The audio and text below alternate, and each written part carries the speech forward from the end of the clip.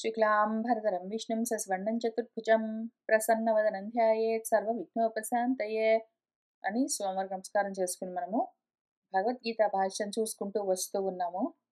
పోయిన వారం గురువు గారు రెండు ముఖ్యమైన విషయాల గురించి చెప్తూ వస్తూ ఉన్నారు. మనకు తప్పనిసరిగా ఉండవలసింది వ్యవసాయాత్మిక బుద్ధి. అదొక్కటి లేకపోతే ఇంక మన బుద్ధి బహుశాఖలుగా అనంతంగా ఉంటుంది అని చెప్పారు.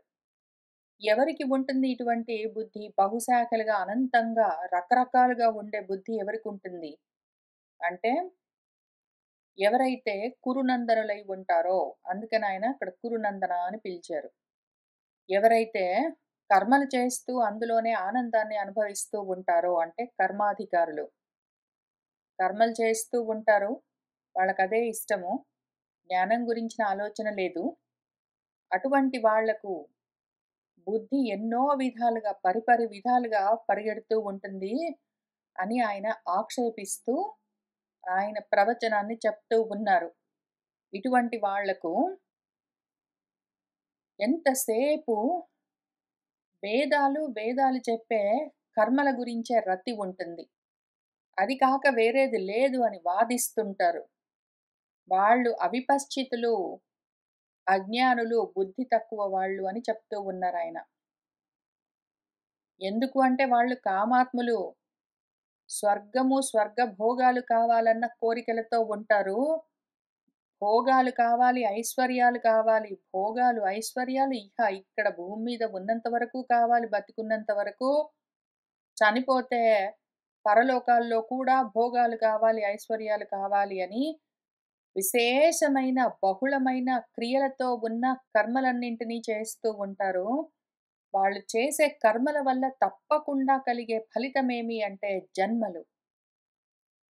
ఇటువంటి వాళ్ళెవరున్నారో, ఆ భోగాలకు, ఐశ్వర్యాలకు మనస్సులు తగులుకుని ఉన్నవాళ్ళు, వాటి చేత వాళ్ళ చిత్తమంతా జారిపోయి ఉన్నవాళ్ళెవరున్నారో వాళ్లకు ఇటువంటి సమాధి స్థితి, వ్యవసాయాత్మిక బుద్ధి కలగనే కలగదు అంటూ ఆయన ఇంకా ఏం చెప్తూ ఉన్నారు అంటే, ఏ ఏవం వివేక బుద్ధిరహితాః తేషాం కామాత్మనాం.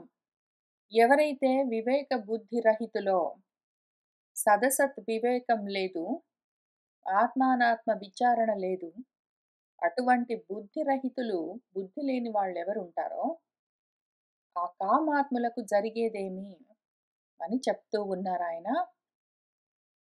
త్రైగుణ్య విషయాః వేదాః నిస్త్రైగుణ్యో భవ అర్జున నిర్ద్వంద్వః నిత్యసత్వస్థః నిర్యోగక్షేమః ఆత్మవాన్.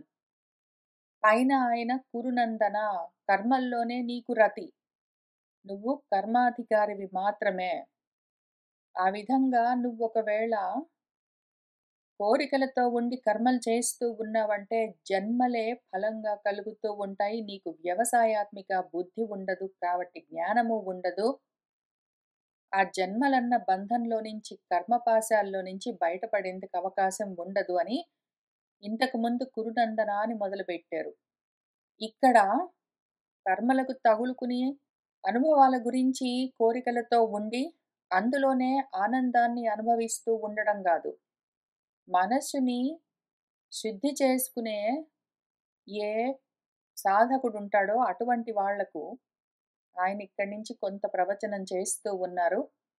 అర్జున అంటే, అర్జునము అంటే స్వచ్ఛంగా ఉండడము అని అర్థము. కోరికలు లేకుండా నీ చిత్తము ఒకవేళ స్వచ్ఛంగా ఉన్నది అంటే అటువంటి నీకు ఇంకొక రకంగా ఉపదేశం చేస్తాను అంటూ ఆయన ఏమంటున్నారంటే, ఈ వేదాలన్నీ త్రైగుణ్య విషయాలు. త్రిగుణాత్మకమైన ఏ ప్రాపంచికమైన భోగాలున్నాయో ఇహంలో పరంలో, ఆ విషయాల గురించే చెప్తూ ఉంటాయి వేదాలన్నీ.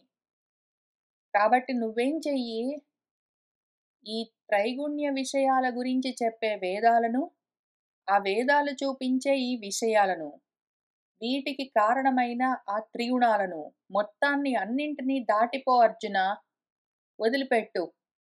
త్రిగుణాలున్నాయి అంటే వాటి వల్ల విషయాలుంటాయి, విషయాలున్నాయి అంటే వాటితో నువ్వు తగులుకుని ఇంక ఇక్కడిక్కడే బద్ధుడివై ఉంటావు.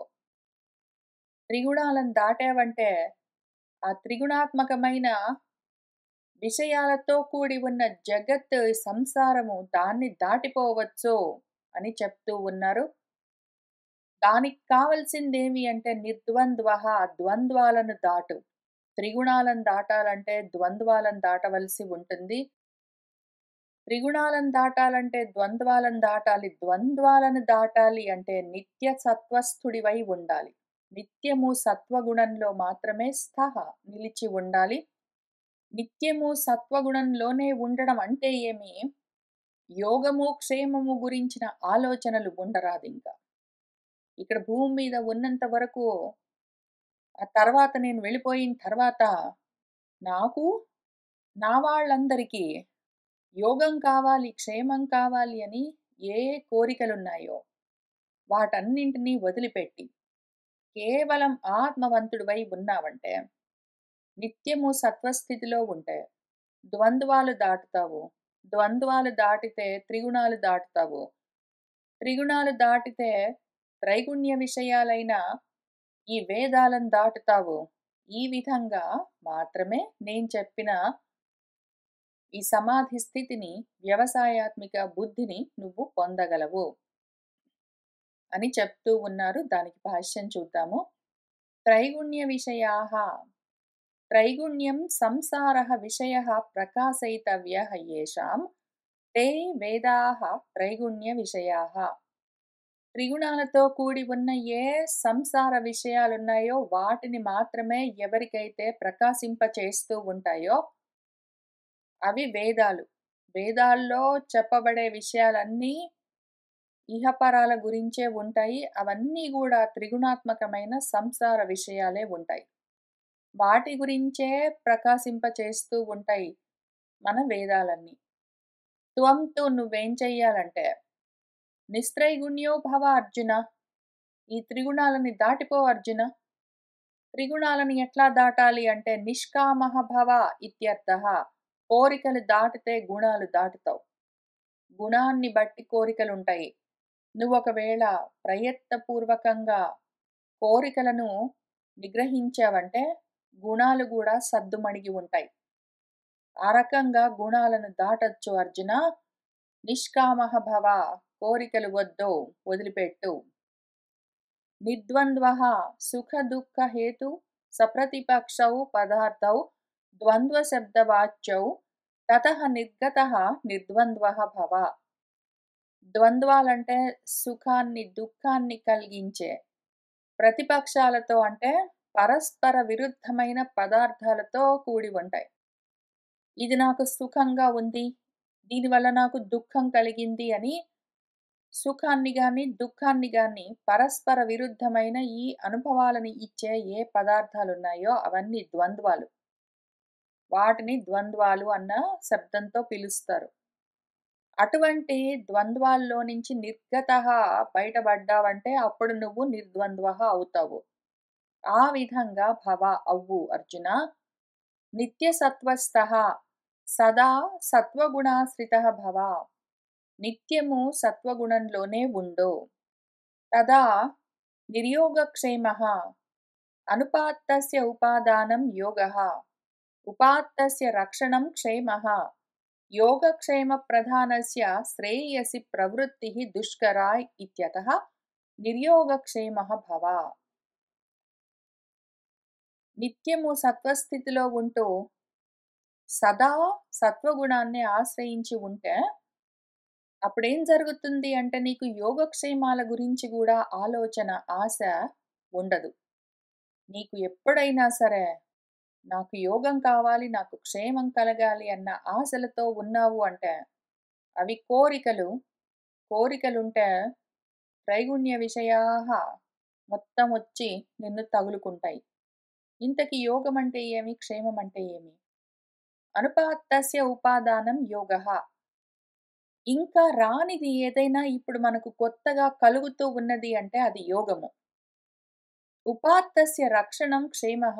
ఉన్నదాన్ని మనం కాపాడుకుంటూ ఉంటే అది క్షేమము. యోగక్షేమాలంటే ఏమి?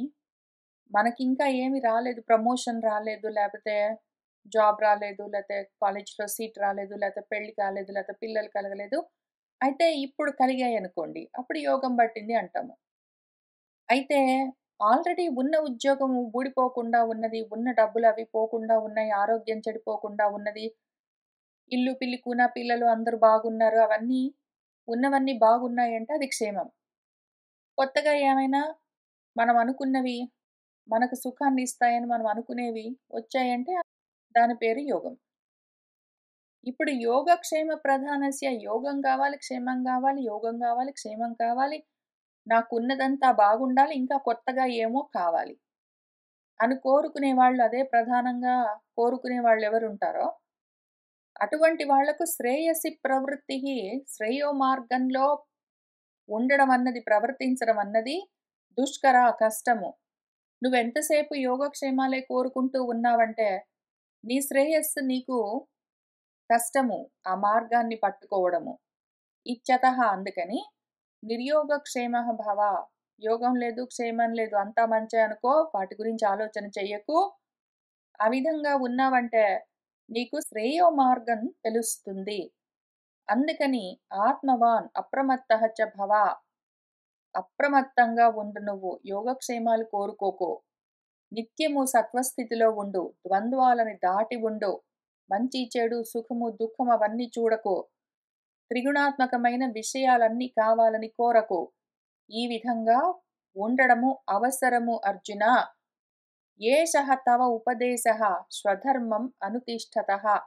అర్జున అంటే ఎవరో ఒక ఆయన ఉన్నాడు కాదు. ఎవరైతే మనసుని ఈ విధంగా ఈ మార్గానికి మళ్ళించాలని కోరుకుంటున్నారో వాళ్ళందరికీ చెప్తూ ఉన్నారు భగవంతుడు. ఏషః ఇదే తవ నీకు ఉపదేశము. నేను నీకు చేస్తున్న ఉపదేశం ఏమి అంటే, నీ ధర్మాన్ని నువ్వు అనుష్ఠానం చేస్తూ ఉన్నావు. అయితే శ్రేయో మార్గం కావాలని కోరుకుంటున్నావు అంటే, నీకు నేను చేసే ఉపదేశం ఇదే. ఏమి నేను చేసే ఉపదేశము? అప్రమత్తంగా ఉండు. యోగక్షేమాలని వెంటబడకు, వాటిని సాధించాలని కోరుకోకు. నిత్యము సత్వస్థితిలో ఉండు. ద్వంద్వాలు దాటు. త్రిగుణాత్మకమైన విషయాల వెంట పోకు. ఈ విధంగా ఉన్నావంటే నీకు శ్రేయో మార్గం తెలుస్తుంది అని ఆయన చెప్తూ ఉన్నారు. సర్వేషు వేదోక్తేషు కర్మసు యాని ఉక్తాని అనంతాని ఫలాని తాని నా అపేక్ష్యంతే చేత్ కిమర్థం తాని ఈశ్వరాయ ఇతి అనుష్ఠీయంతే ఇది ఉచ్యతే శృణు.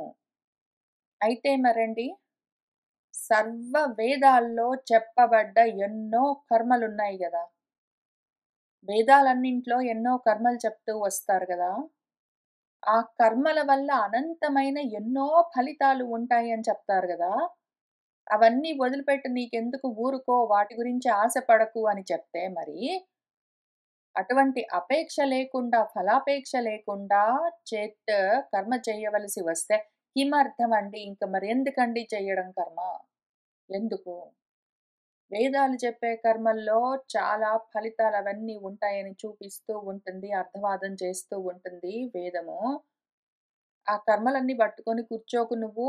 ఫలితాలను ఆశించక, ఫలాలు కోరుకోకు అంటే, మరి ఎందుకు చెయ్యాలి ఆ కర్మలండి? ఈశ్వరాయ ఈశ్వరుడి కోసము భగవదర్పణంగా అనుకుంటూ అనుష్ఠానం చెయ్యాలి అంటే ఎందుకు చెయ్యాలండి మరి? అని ఒకవేళ మనకు ప్రశ్న కలిగితే ఉచ్యతే చెప్తాము విను అని భగవంతుడు చెప్తూ ఉన్నారు. చాలా ముఖ్యమైన విషయము. యావాన్ అర్థః ఉదపానే సర్వతః సంప్లుతోదకే తావాన్ సర్వేషు వేదేషు బ్రాహ్మణస్య విజానతః. అన్నీ వదిలిపెట్టి ఉంటే అంతా వస్తుంది. నువ్వు కొన్ని కొన్ని కర్మలు చేసావనుకో, కొంత కొంత లాభం వస్తుంది. అది విషయం. అది తేడా. నువ్వు ముందు కూర్చొని ఈ విషయం అర్థం చేసుకో. నువ్వు కొన్ని కొన్ని కర్మలు చేసావనుకో, ఆ కర్మల వల్ల కొంత కొంత లాభం ఉంటుంది. కానీ నువ్వసలు కర్మల వల్ల ఫలితాలు ఆశించకుండా కర్మలు చేసుకుంటూ పోయావనుకో, అంతా వస్తుంది. అది లాభం. ఫలితాలు ఆశించి కొంచెం కర్మలు చేస్తే, ఆశించినంత మాత్రం ఫలితాలు లేదా ఒక్కోసారి తక్కువే వస్తాయి. ఒక్కోసారి కొంచెం ఎక్కువ రావచ్చు. మనం ఆశించినంత యాజ్ ఇట్ ఈస్‌గా ఉన్నంత ఎప్పుడు రావు. ఏవో ఫలితాలు ఆశించి ఏవో కర్మలు చేస్తే ఏవో ఒక లాభాలు కలుగుతూ ఉంటాయి. అయితే అసలు ఏ ఫలితం ఆశించకుండా కర్మలు చేస్తే మరి ఏమీ రాకుండా పోతుంది గదా! అంటే అక్కడే ఉంది మొత్తం కీలకము. ఏమీ కోరకుండా చేశావంటే మొత్తం అంతా వస్తుంది. కావాలంటే నీకొక ఎగ్జాంపుల్‌తో సహా చూపిస్తాను. సర్వతః సంప్లుతోదకే ఉదపానే అంతటా చక్కటి, చల్లటి, స్వచ్ఛమైన మంచినీళ్ళు ఉంటే, ఆ నీళ్ళలో యావాన్ అర్థః నీ ఇష్టం వచ్చినట్టు నువ్వు ఈతలు కొట్టొచ్చు, స్నానాలు చేయొచ్చు, మంచినీళ్ళు తాగొచ్చు, నువ్వు ఇంకేమైనా చేయొచ్చు కదా! ఒకవేళ ఆ రకంగా అవకాశం ఉంటే, ఒక పెద్ద చెరువున్నది. అందులో చక్కగా పూలు పూసి ఉన్నాయి. చక్కగా అందులో ముత్యాలు ఉన్నాయి. అందులో చల్లటి మంచినీళ్ళు ఉన్నాయి. నువ్వు అందులో స్నానాలు చేయొచ్చు. చక్కగా ఆడుకోవచ్చు. లేదా అక్కడి నుంచి మంచినీళ్ళు తెచ్చుకుని తాగొచ్చు. నువ్వు ఏమైనా చేయొచ్చు. అంత అవకాశం ఉంటే, దాని పక్కన చిన్న చిన్న ఏవో గుంటల్లాంటివి అట్లాంటివి ఉన్నాయనుకో, వాటి దగ్గరికి వెళ్తావా?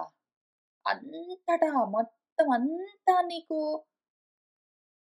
కోరుకున్న కోరికలన్నింటినీ తీర్చే నీళ్లుంటే, ఈ మొత్తం నీళ్ళన్నీ వదిలిపెట్టి, ఎక్కడో ఒక చిన్న బావి, ఒక చిన్న గుంట చూసుకుంటూ వెళ్తావా? వ్యర్థం కదా! అట్లానే ఎక్కడ పడితే అక్కడ ఆత్మతత్వం గురించి నీకు అర్థమయిందంటే అంతా నీదై ఉండగా, వేదంలో మాత్రమే చెప్పే కొన్ని లోకాలు, కొంత ప్రయోజనాలు, కొన్ని అనుభవాలు, సుఖాలు ఎందుకు? అవి ఎంత? యావాన్ అర్థః ఎన్ని రకాల ప్రయోజనాలు నీకు కలుగుతాయో మొత్తం అంతటా నీళ్లుంటే, అట్లానే విజానతః బ్రాహ్మణస్య తెలుసుకోగలిగిన బ్రాహ్మడుంటే వేదాల్లో మాత్రమే గాదు. తెలుసుకోగలిగిన వాడు బ్రహ్మ మార్గంలో ఉన్నాడు అంటే పరబ్రహ్మాన్ని తెలుసుకోగలిగిన వాడుంటే అంతా సాధించి కూర్చుంటాడు వాడు. తెలియని వాడే కదా వేదాల్లో మాత్రమే చెప్పిన కొన్ని రకాల కర్మలు చేస్తూ వాటి వల్ల కొన్ని రకాల ప్రయోజనాల్ని సాధించి అంత మాత్రానికే సుఖపడడం. తెలిసినవాడు అంతా నేనే అనుకున్న తర్వాత మొత్తం అంతా వాడే.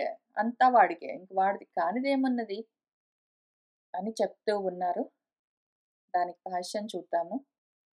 యథా లోకే కూపతడాగాది అనేకస్మిన్ ఉదపానే పరిచ్ఛిన్న ఉదకే యావత్ పరిమాణః స్నానపానాదిః అర్థః ఫలం ప్రయోజనం సహ సర్వోర్థః సర్వతః సంప్లుతోదకే అపి యః అర్థః తావాన్యేవ సంపద్యతే తత్ర అంతర్భవతి ఇతి అర్థః.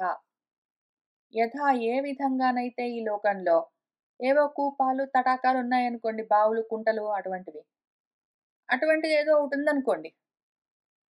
అటువంటి పరిచ్ఛిన్నమైన ఉదపానాల్లో పరిచ్ఛిన్నమైన నీళ్ళు. చిన్న చిన్న బావుల్లో, సరస్సుల్లో, చెరువుల్లో ఉన్న నీళ్ళతో యావాన్ ఎంత పరిమాణంలో నీకు స్నానాలు, పానాలు మొదలైన అర్థాలు, ఫలాలు, ప్రయోజనాలు కలుగుతాయో, అటువంటి మొత్తం అర్థం, ప్రయోజనము సర్వము సర్వతః సంప్లుతోదకే అపి అంతటా నీళ్లుంటే కూడా అంతే కదా! ఇప్పుడు చిన్న బావిలో, చిన్న చెరువులో నువ్వు స్నానం చేసి మంచినీళ్ళు తాగడానికి నీకెంత అవకాశం ఉంటుందో, మొత్తం అంతా నీళ్ళే ఉంటే అందులో గూడా అదే గదా! మొత్తం ఈ చిన్న చిన్న బావులు, చెరువులు, కుంటలు, నదులన్నీ గూడా ఆ మొత్తం నీళ్ళలోకొచ్చేస్తాయి గదా!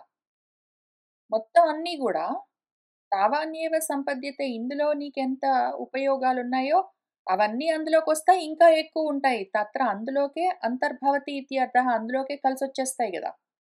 మొత్తం అంతా ఉండగా నువ్వు కొంత చూసుకోవడం ఎందుకు? ఏవం తావాన్ తావత్ పరిమాణః ఏవ సంపద్యతే సర్వేషు వేదేషు వేదోక్తేషు కర్మసు యః అర్థః యత్ కర్మఫలం సః అర్థః బ్రాహ్మణస్య సన్యాసినః పరమార్థతత్వం విజానతః యః అర్థః యత్ విజ్ఞానఫలం సర్వతః సంప్లుతోదకస్థానీయం తస్మిన్ తావాన్యేవ సంపద్యతే తత్రైవ అంతర్భవతి ఇతి అర్థః.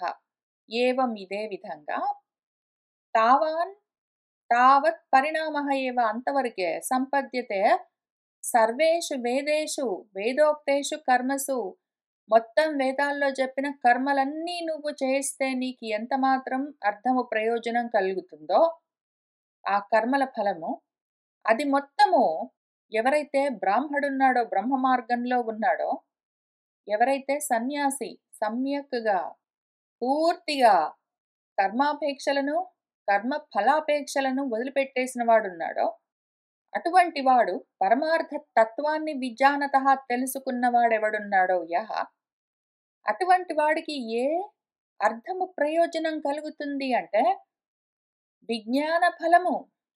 విజ్ఞానమన్న ఫలం కలుగుతుంది. నువ్వు వేదాల్లో చెప్పిన కొన్ని కొన్ని కర్మలు చేసుకుంటూ కూర్చుంటే వాటి వల్ల కొన్ని కొన్ని ప్రయోజనాలేమైనా ఉంటాయి. అయితే నువ్వు కర్మ ఫలాలను పూర్తిగా వదిలిపెట్టేసావంటే మాత్రము, విజ్ఞానమన్న ఫలం కలుగుతుందప్పుడు. దాంతో సర్వతః సంప్లుతోదక స్థానీయం అక్కడక్కడక్కడక్కడ నీటి గుంటలు, మడుగులు, చెరువులు, బావులు వీటితోటి గాదు. మొత్తం అంతా నీళ్ళే ఉంటే ఎట్లా ఉంటుందో, తస్మిన్ తావానేవ అందులో అంతే విధంగా సంపాదన మొత్తం సంపాదించుకుంటావు నువ్వు. ఎందుకు అంటే అన్నీ అందులోకే వచ్చేస్తాయి. తత్రైవ అంతర్భవతి ఇత్యర్థః. ఇదే విషయం మనకు వేదం గూడా చెప్తూ ఉన్నది. సర్వం తత్ అభిసమేతి యత్ కించిత్ ప్రజాః సాధు కుర్వంతి యః తద్వేద యత్ సహ వేద ఇతి శృతేః. చాందోగ్యం ఏం చెప్పిందంటే, సర్వము వాడు పొందుతాడు. యత్కించ ఏది కావాలంటే అది. ఎవరు? ఏ ప్రజాః ఏ ప్రజలైతే సాధు కుర్వంతి చెప్పిందాన్ని చెప్పినట్టు ఆచరిస్తూ వెళ్ళారంటే, ఎవరైతే దాన్ని తెలుసుకుంటారో, ఎవడైతే దాన్ని తెలుసుకుంటాడో అటువంటి వాడు మొత్తం అంతా పొందుతాడు అని వేదమే చెప్పింది. సర్వం కర్మాఖిలం ఇతి చ వక్ష్యతి. పైగా ఇందులో ఈ భగవద్గీతలో మన భగవంతుడు మొత్తం కర్మలన్నీ జ్ఞానంతోటే పరిసమాప్తమవుతాయి అని చెప్తూ వస్తారు. తస్మాత్ ప్రాగ్ జ్ఞాన నిష్టాధికార ప్రాప్తేః కర్మణి అధికృతేన కూపతటాగాది అర్థస్థానీయమపి కర్మ కర్తవ్యం. తస్మాత్ కాబట్టి జ్ఞాననిష్టాధికార ప్రాప్తేః ప్రాక్ జ్ఞాననిష్టకు అధికారం ఇంకా కలగలేదంటే, అటువంటి అధికారం కలిగే కన్నా ముందు వీళ్ళింకా కర్మనిష్టలోనే ఉన్నారు అంటే, కర్మణి అధికృతేన కర్మాధికారులు మాత్రమే అయి ఉంటే, కూపము, తటాకము మొదలైన అర్థస్థానాలేవున్నాయో మొత్తం అంతటా నీళ్ళు పూర్తిగా నిండి ఉండడము అన్నది ఇంకా వాళ్ళకి కలగట్లేదు. అటువంటప్పుడు ఏం చేస్తారు? అంతటా నీళ్లు లేకపోతే అక్కడక్కడైనా చూసుకోవాలి గదా! బావుల్లో, చెరువుల్లో, కుంటల్లో. అట్లా వీళ్ళకింకా పూర్తిగా జ్ఞాన నిష్ట కలగకపోయేసరికి కర్మలు మాత్రమే ఉన్నాయి గాబట్టి అక్కడక్కడ చెప్పిన కొన్ని కర్మలు చేస్తూ వస్తే పోనీ కనీసము ఇంక అక్కడి నుంచి ముందుకు వెళ్ళొచ్చు. అందుకని వాళ్ళ కోసము కర్మాధికారులకు మాత్రము కర్మ చెయ్యడము కర్తవ్యం. ఇంక మరేం జేస్తాం? వాళ్ళకి జ్ఞాననిష్ట ఇంకా కలగలేదంటే కర్మలోనే ఉన్నారు గాబట్టి కర్మలు చేయవలసి ఉంటుంది గానీ, ఎట్లోకట్లా చెయ్యడం గాదు. భగవంతుడు ఎట్లా చెయ్యాలి అని చెప్తున్నారు. తవచ నీకు ఇప్పటికింకా జ్ఞాననిష్ట కలగలేదు గాబట్టి, ఇంకా కర్మల్లోనే ఉన్నది మనసు తగులుకుని గాబట్టి, నీకు చెప్తాను ఆ చేసే కర్మలు ఎట్లా చేయాలో చూసి జాగ్రత్తగా చెయ్యి అని చెప్తున్నారు. కర్మణి ఏవ అధికారః తే మా ఫలేషు కదాచన మా కర్మఫలహేతుర్భూః మా తే సంగః అస్తు అకర్మణి. నీకు మరింతవరకు కర్మాధికారమే ఉన్నది.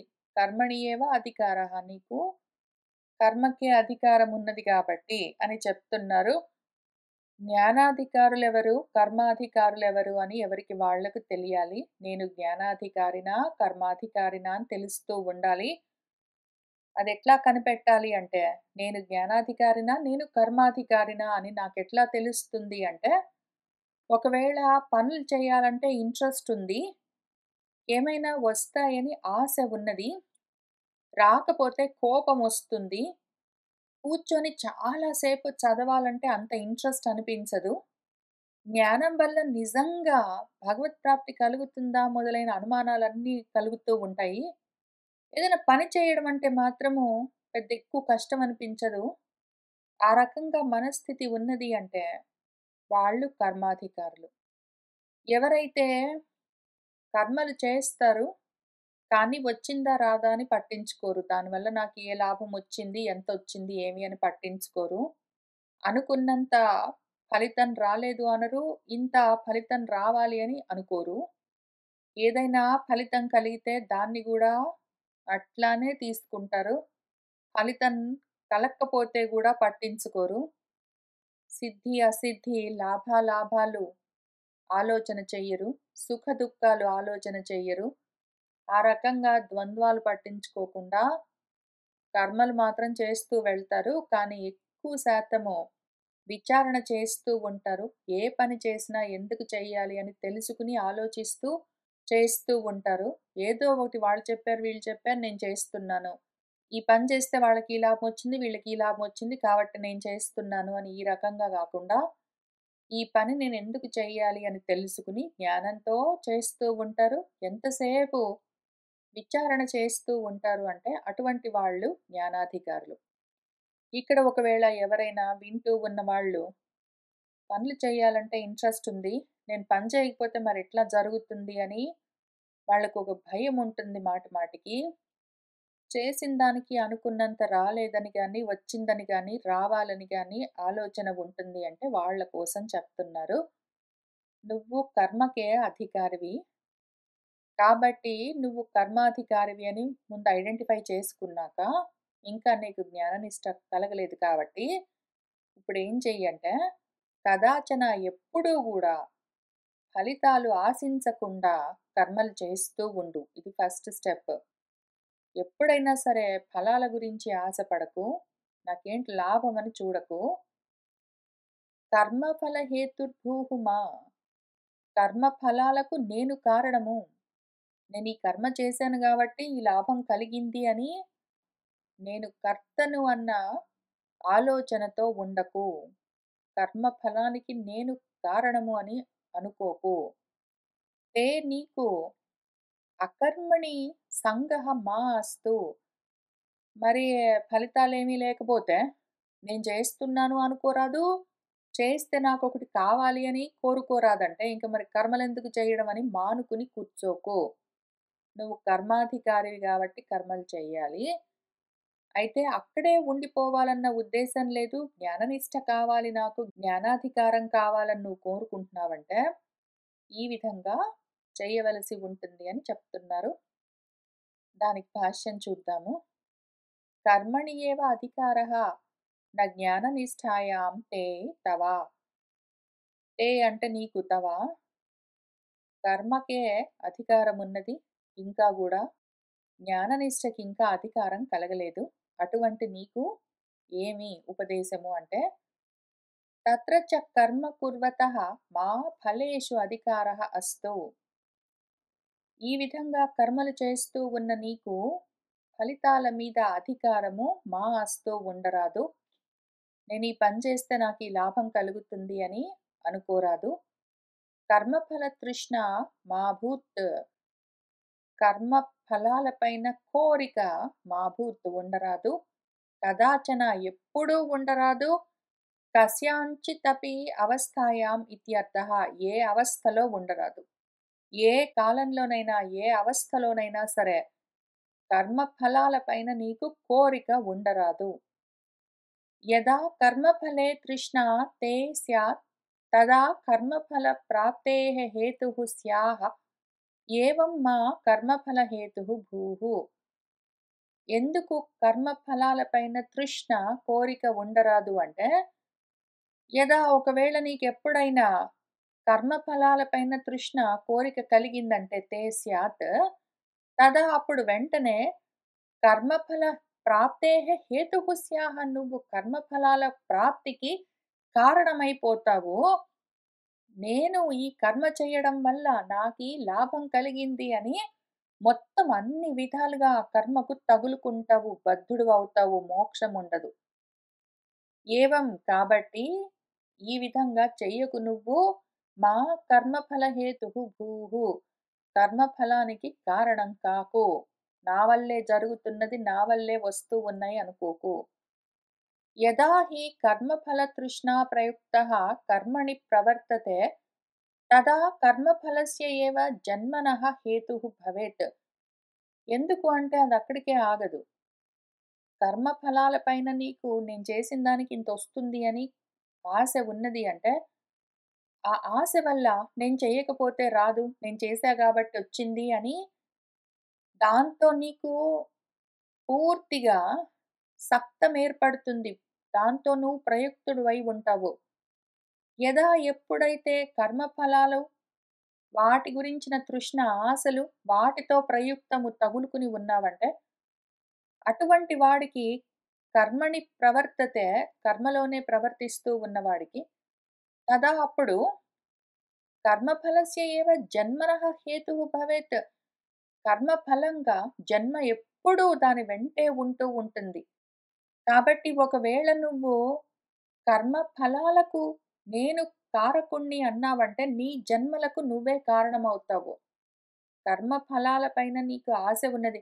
నేను ఈ కర్మ చేశానంటే దానివల్ల నాకీ లాభం వస్తుంది అని నువ్వు అనుకున్నావంటే, ఆ కర్మ నా వల్లే జరిగింది అనుకుంటావు. ఆ కర్మకు, కర్మ ఫలితాలకు నువ్వు కారకుడివవుతావు. కర్మ ఫలం ఎప్పుడు జన్మే గాబట్టి, నీకొచ్చే జన్మలకు నువ్వే కారకుడివవుతావు. నీకొచ్చే జన్మలకు నువ్వే కారణమవుతావు. నీ జన్మలకు కారణము నువ్వే అవుతావప్పుడు. ఏది మళ్ళీ నువ్వంటే, నీ జన్మలకు కారణము నీ కోరిక. ఇది కావాలి, నేను చేస్తున్నాను గాబట్టి అదొస్తుంది అన్న ఆ ఆలోచనే నీ జన్మలకు కారణమవుతుంది. నీ జన్మల్ని నువ్వు అట్లా తెచ్చుకుంటావు. అది మళ్ళీ బంధము. అదే సంసార బంధము. అందులో నుంచి బయటపడాలని ఆలోచిస్తున్నావు కాబట్టి నీకింత ఉపదేశము. కారణం చూసుకో నువ్వు ఈ జన్మలో, ఈ సంసారము అన్న బంధాల్లో ఎందుకు ఇరుక్కున్నావు అని ముందు కారణం చూసావనుకో, ఆ కారణాన్ని తొలగించుకోవచ్చు నువ్వే. యది కర్మఫలం న ఇష్యతే కిం కర్మణ దుఃఖరూపేణ ఇతి మామతే తవ సంగః అస్తు అకర్మణి అకరణే ప్రీతిః మా భూత్. ఒకవేళ కర్మఫలం వద్దంటే, మరి కర్మ వల్ల ఏదైనా ప్రయోజనం ఉంటుంది. దానివల్ల నాకేమైనా సుఖంగా ఉంటుంది, ఏమైనా అనుభవించొచ్చు అని అనుకోని గదా ఎవరైనా కర్మలు జేసేది. లేదు వద్దు కోరుకోకు, వాటితో సంగం పెట్టుకోకు అంటే, మరింకా దుఃఖరూపమైన కర్మల్ని చెయ్యడం ఎందుకు? అని నీకు వాటితో ఆ కర్మలు చేయకుండా కూర్చోవడంతో సంగః మాస్తు, సంగం కలగరాదు. ఫలితాల మీద ఆశ ఉండరాదు. ఈ ఫలాలకు నేనే కారకుణ్ణి అని అనుకోరాదు. ఎందుకు అంటే అట్లా అనుకున్నావంటే జన్మలకు కూడా నువ్వు కారణమవుతావు. అందుకని ఊరుకో అంటే, కర్మ ఫలాలను వదిలిపెట్టాలంటే కర్మల్ని కూడా వదిలిపెట్టేయొచ్చు కదా! అసలు కర్మలే చేయకపోతే కర్మ ఫలాలుండవు గదా! అని పనులు చెయ్యకుండా కూర్చోవడంలో నీకు ఇంట్రెస్ట్ ఉండరాదు. అకరణే ప్రీతిః మా భూత్. పని చెయ్యకుండా కూర్చోవడంలో నీకు ప్రీతి కలగరాదు. ఎందుకు అంటే నువ్వు కర్మాధికారివి. పని చెయ్యకుండా నువ్వు కూర్చోలేవు. నీ మనసు ఏవో కర్మలకు తగులుకుని ఉంటుంది. ఆ విధంగా కర్మలకు తగులుకున్న మనసు కోరికలతో ఉంటుంది. అది జన్మలకు కారణమవుతుంది. నువ్వు ఒక్కొక్కటిగా ఆ కర్మ పాశాలను, కర్మబంధాలను వదిలించుకోవాల్సి ఉంటుంది. ముందు ఫలితాలు వదిలిపెట్టు. ఫలితాల పైన ఆశ వదిలిపెట్టు అని చెప్తూ ఉన్నారు. యది కర్మఫలప్రయుక్తేన న కర్తవ్యం కర్మ కథం తర్హి కర్తవ్యమితి ఉచ్యతే. ఒకవేళ కర్మ ఫలాలతో తగులుకుని కర్మ చెయ్యడము నా కర్తవ్యం చెయ్యరాదు అంటే, మరి తర్హి కథం కర్తవ్యం ఏ విధంగా చెయ్యాలి? కర్మ ఫలాలతో తగులుకోకుండా కర్మ చెయ్యమంటే, సరే మరి ఏ విధంగా చెయ్యాలి? కర్మ ఏ విధంగా చెయ్యవలసి ఉంటుందని ప్రశ్న వస్తే దానికి ఉచ్యతే చెప్తూ ఉన్నారు. యోగస్థః కురు కర్మాణి సంగం త్యక్త్వా ధనంజయ సిద్ధి అసిద్ధ్యోః సమః భూత్వా సమత్వం యోగః ఉచ్యతే. ఇప్పుడు ధనంజయ అని పిలుస్తున్నారు. ధనం కస్యస్విద్ ధనం అని మనకు మన ఈశావాస్యోపనిషత్తు ఏం చెప్పింది? ఎందుకు నీకీ గృధ అని మొదటి మంత్రంలోనే ఎందుకు నీకీ గృధ? ఇంత లోభితనం ఎందుకు?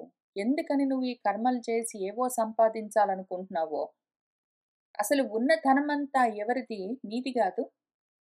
ఉన్నదంతా నీదే అయి ఉంటే, మళ్ళీ నువ్వు ఏదో సాధించడానికి ఎందుకింత లోభితనంతో, గృధతో ఉన్నావో?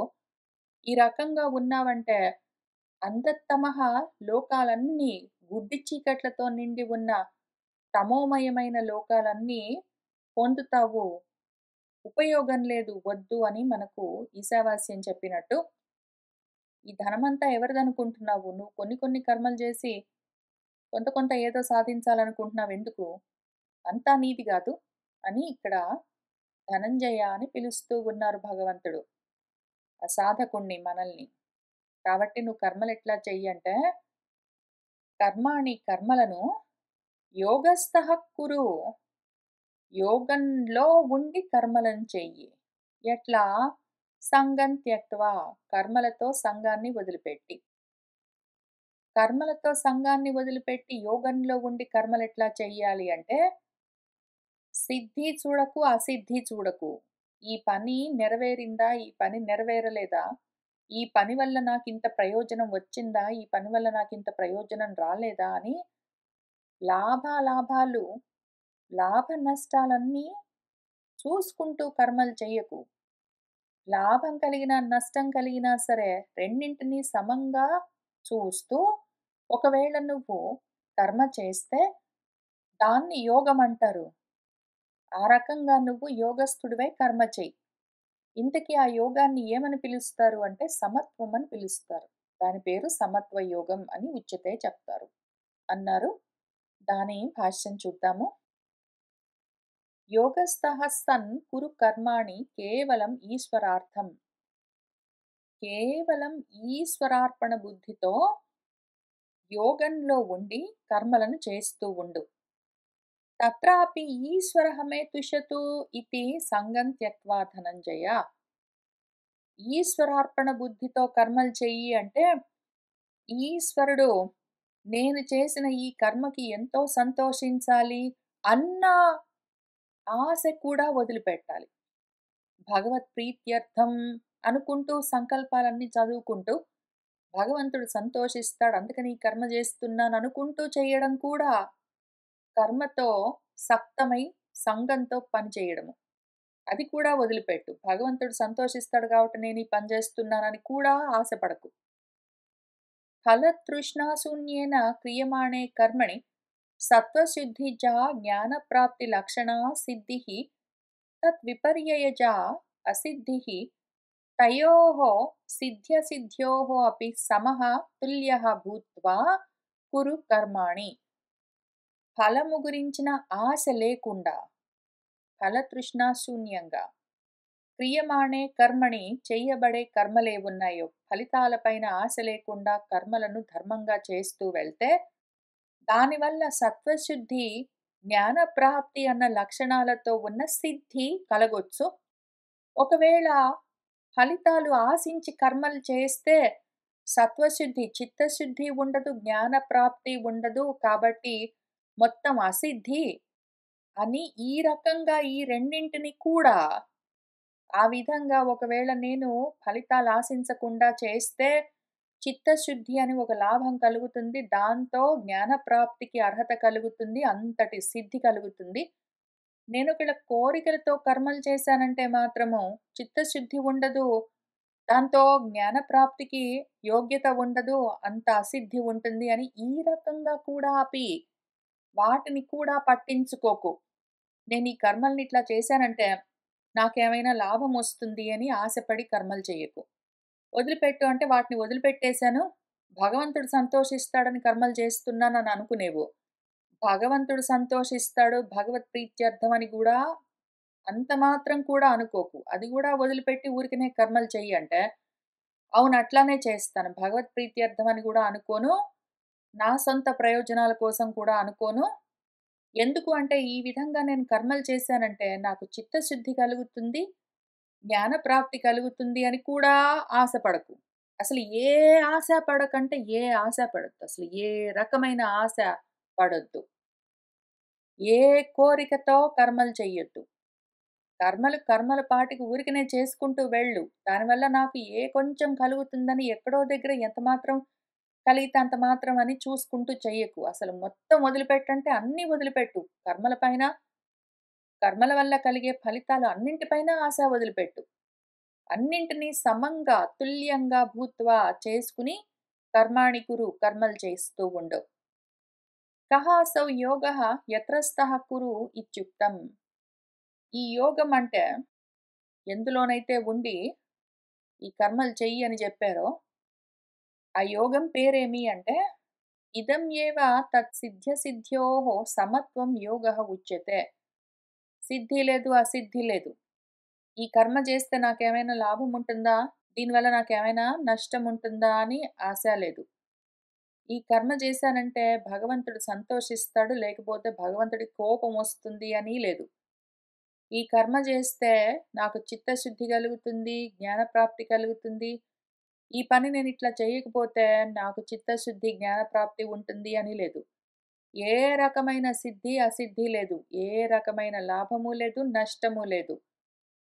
కేవలం కర్మ చేస్తూ వెళ్తే దాని పేరు సమత్వ యోగము అని చెప్తూ ఉన్నారు.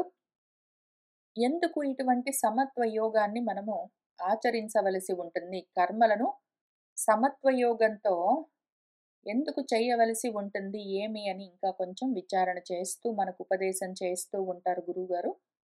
మనం వచ్చే వారం కలిసి కూర్చొని చదువుకుంటూ ముందుకు వెళ్దాం. ఇవాల్టికి ఇక్కడికి ఆపుతున్నాను. సర్వం శ్రీకృష్ణ పరబ్రహ్మ పాదారవిందార్పణమస్తు.